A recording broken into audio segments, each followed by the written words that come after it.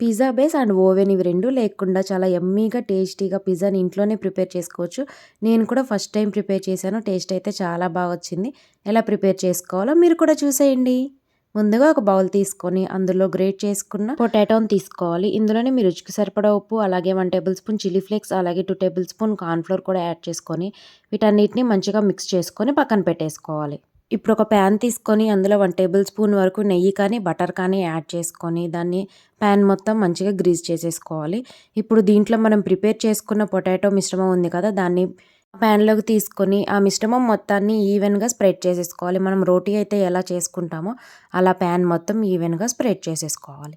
ఇలా స్ప్రెడ్ చేసేసుకున్న తర్వాత లిడ్ పెట్టేసేసి లో ఫ్లేమ్ మీద ఒక 7 to 8 మినిట్స్ వరకు కుక్ చేసుకోవాలి. 7 to 8 మినిట్స్ అయిన తర్వాత లిడ్ తీసేసి దాన్ని ఒక ప్లేట్లోకి రొటేట్ చేసుకోవాలి.